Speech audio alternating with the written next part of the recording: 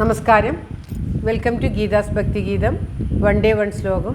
Shrimad Mahabhagavatam 1021st day. Today 29th sloka of Pratamaskandam 13th chapter.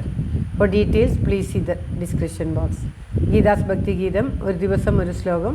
Shrimad Mahabhagavatam 1021 ദിവസം. പ്രഥമസ്കന്ധത്തിലെ 13ാമത്തെ അധ്യായത്തിലെ 29ാമത്തെ ശ്ലോകം. ഓം നമോ ഭഗവതേ വാസുദേവായ. ഓം ശ്രീകൃഷ്ണ പരമാത്മനേ നമ. ഹരിശ്രീ ഗണപതയേ നമ. അവിഘ്നമസ്തു ശ്രീ ഗുരുഭ്യോ നമ. ഓം തത്സത്. കൃഷ്ണം നാരായണം വന്ദേ. കൃഷ്ണം വന്ദേ വ്രജപ്രിയം. കൃഷ്ണം ദ്വൈപായനം വന്ദേ. കൃഷ്ണം വന്ദേ പൃഥാസുതം. ശ്രീപരമാനന്ദനാഥനായ അദ്വൈതദീപമായി മോക്ഷേക്ഷു വൃന്ദമന്ദാരമായി കാരുണ്യവാരിധിയായി വിഭൂദേശനാം നാരായണൻ മമ മന്ദത മാറ്റണം. ഓം തത്സത്. ശ്രീമദ് മഹാഭാഗവതം പ്രഥമസ്കന്ധത്തിലെ 13ാമത്തെ അധ്യായത്തിലെ 29ാമത്തെ ശ്ലോകം. പതിം പ്രയാന്തം സുബലസ്യ പുത്രീ പതിവ്രതാ ചാനുജഗാമ സാധ്വി ഹിമാലയം ന്യസ്തദണ്ഡം പ്രഹർഷം മനസ്വിനാമിവ സംപ്രഹാര. ഓം തത്സത്.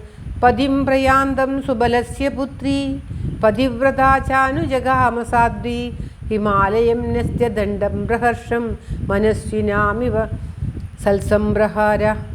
ഓം തത്സത്. പദം പിരിക്കേണ്ടത് പതിം പ്രയാന്തം സുബലസ്യ പുത്രീ പതിവ്രത ച അനുജഗാമ സാധ്വി ഹിമാലയം ന്യസ്തദണ്ഡപ്രഹർഷം. ന്യസ്തദണ്ഡപ്രഹർഷം ഒന്നായിട്ടാണ് പറയുന്നത്. ന്യസ്തദണ്ഡപ്രഹർഷം മനസ്വിനാം ഇവ സൽസംപ്രഹാര. അതായത് മനസ്വിന ധീരന്മാർക്ക് സൽസംപ്രഹാര ഇവ തീവ്രമായ യുദ്ധം എന്ന പോലെ ന്യസ്തദണ്ഡപ്രഹർഷം ന്യസ്തമായ ദണ്ഡത്തോടു കൂടിയവർക്ക് സന്തോഷസ്ഥാനമായ പ്രഹർഷം സന്തോഷസ്ഥാനം. ഹിമാലയം എന്ന പർവ്വതത്തെ പ്രയാന്തം പ്രയാണം ചെയ്യുന്ന പതിം ഭർത്താവിനെ സ്വാധീം ശുശീലയും പതിവ്രത ച പതിവ്രതയും ആയ സുബലസ്യ പുത്രി സുബലൻ്റെ പുത്രിയായ അനുജഗാമ സുബലൻ്റെ പുത്രി അനുജഗാമ അനുഗമിച്ചു എന്ന് പറയുകയാണ് ഈ ശ്ലോകത്തിൽ. അതായത് ഭൂതദ്രോഹങ്ങളെ തീരെ വെടിഞ്ഞ് ആരെന്ത് ദ്രോഹിച്ചാലും അതിലൊന്നും ഒരു പരവുമില്ലാതെ ഒന്നും ബാധിക്കാത്തവരായിട്ടുള്ള പരമശാന്തന്മാരായിരിക്കുന്ന യോഗികൾക്ക് സന്തോഷവാസസ്ഥാനമായിരിക്കുന്ന ഹിമാലയ പർവ്വതത്തിലേക്ക് പോകുന്ന തൻ്റെ ഭർത്താവിനോടുകൂടെ സുബലൻ്റെ പുത്രിയും പതിവ്രതയും സുശീലയുമായിട്ടുള്ള ആ ഗാന്ധാരി പോയി. ശൈത്യം വളരെ തണുപ്പായിരിക്കും ഹിമാലയത്തിൽ. ഹിമാലയം വളരെ ദുഃഖപ്രദമാണ് ചിലർക്ക്. അത് യോഗികൾക്കെന്നാൽ ഏറ്റവും സുഖപ്രദവുമാണ്. അതിനെ ഉദാഹരിക്കുന്നത് യുദ്ധം പലർക്കും ദുഃഖകരമാണ്, പലർക്കും ഭയമാണ്, ദുഃഖമാണ്. എന്നാൽ ആ യുദ്ധം ധീരന്മാർക്ക് വളരെ സന്തോഷമായിരിക്കുന്ന കാര്യമാണ്. ധീരന്മാർ യുദ്ധത്തിൽ എപ്പോഴും തൽപരന്മാരായിരിക്കും. നന്മയ്ക്ക് വേണ്ടിയുള്ള യുദ്ധത്തിൽ ധീരന്മാർക്ക് ഏറ്റവും സന്തോഷം അവർക്ക് ആ യുദ്ധമാണ്. എന്നാൽ സാധാരണക്കാർക്ക് അത് വളരെ ദുഃഖപ്രദവും ഭയപ്രദവുമാണ്. അതുമാതിരി ആ ഹിമാലയം യോഗികൾക്ക് സുഖപ്രദമായിട്ടും സാധാരണക്കാർക്ക് ദുഃഖപ്രദവുമായിട്ടുള്ള ആ ഹിമാലയത്തിലേക്ക് തൻ്റെ ഭർത്താവിനോടുകൂടി ഗാന്ധാരിയും ചെന്നു.